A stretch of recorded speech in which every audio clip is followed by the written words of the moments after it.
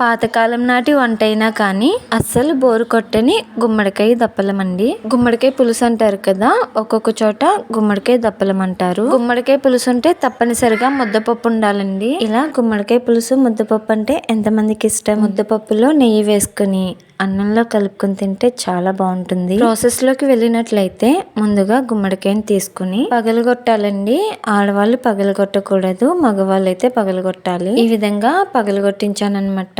ఇప్పుడు దీనిని బాగా వాష్ చేసుకుని చిన్న చిన్న ముక్కలుగా కట్ చేసి పెట్టుకున్నాను. పైనున్న తొక్క చెక్కన అవసరం లేకుండా అలా కూరలో వేసేసుకోవచ్చు. గుజ్జు తీయకుండా గింజలు మాత్రమే తీసి సెపరేట్ చేసేసుకున్నాను. వీటిని కుక్కర్ లోకి వేసుకుని ఇలా సన్నగా కట్ చేసి పెట్టుకున్న ఉల్లిపాయ ముక్కలు కూడా వేసుకోవాలి. 2 పెద్ద సైజు ఉల్లిపాయలను తీసుకుని సన్నగా కట్ చేసి వేసాను. అలాగే 4 పచ్చిమిర్చి మధ్యలోకి చీల్చి వేసాను అనమాట.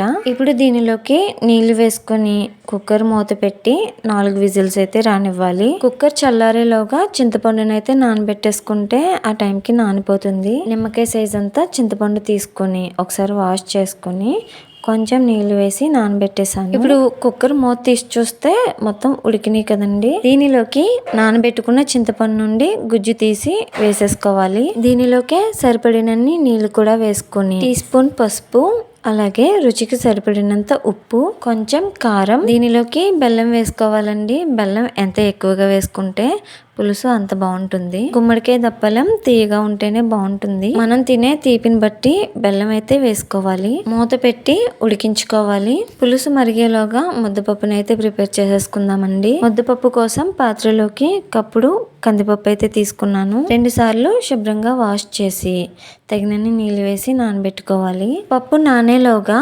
పులుసునైతే ఒకసారి చెక్ చేసుకుంటే పులుసులోని గుమ్మడికాయ ముక్క ఉడికిందో లేదో ఒకసారి చెక్ చేసుకుని స్టవ్ ఆఫ్ చేసుకుని పులుసునైతే తాలింపు పెట్టుకోవాలి కదండి. స్టవ్ మీద ప్యాన్ పెట్టి ఆయిల్ వేసుకొని ఆయిల్ వేడెక్కిన తర్వాత దంచి పెట్టుకున్న వెల్లుల్లి రేకలు వేసి బాగా వేయించుకోవాలి. వెల్లుల్లి రేకలు బాగా వేగిన తర్వాత మాత్రమే మిగతా తాలింపులు వేసుకోవాలి. ఇప్పుడు దీనిలోకి టీ స్పూన్ మినపప్పు, టీ స్పూన్ జీలకర్ర, ఆవాలు, ఎండుమిర్చి, కరివేపాకు వీటన్నిటిని వేసి బాగా వేయించుకోవాలి.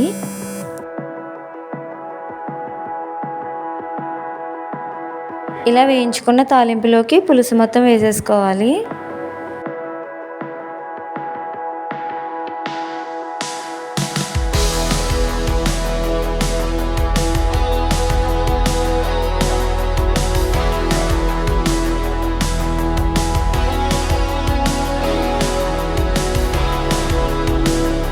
పులుసు కొంచెం చిక్కగా ఉంటేనే బాగుంటుందండి. ముక్క కూడా బాగా ఉడికింది. ముద్దపప్పు కోసం పప్పు నానబెట్టుకున్నాం కదా, అది తీసుకెళ్లి స్టవ్ మీద పెట్టుకుని ఉడికించుకోవాలి. పప్పు ఇలా మెత్తగా ఉడికిన తర్వాత దీనిలోకి చిటికెడు పసుపు, రుచికి సరిపడినంత సాల్ట్ వేసి బాగా కలుపుకోవాలి. పప్పు గుత్తుతో కలుపుకున్నా లేదంటే గరిటెతో కలుపుకున్నా సరిపోతుందండి. పప్పు బాగా మెత్తగా అయితే ఉడికిపోయింది. కొంచెం పలుచగా ఉన్నప్పుడే స్టవ్ ఆఫ్ చేసుకుంటే చల్లారిన తర్వాత గట్టిగా అవుతుంది.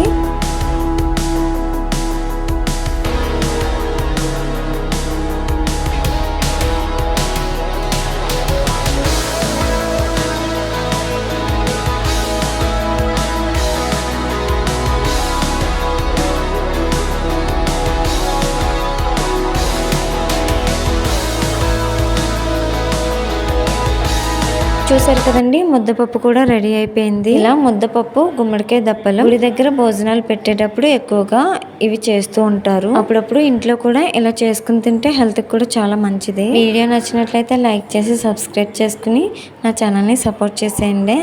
అలాగే మీ ఫ్రెండ్స్ అండ్ ఫ్యామిలీ మెంబర్స్ కూడా వీడియోని షేర్ చేయండి. మరిన్ని మంచి మంచి వీడియోస్తో మళ్ళీ కలుద్దాం. Thanks for watching. బాయ్.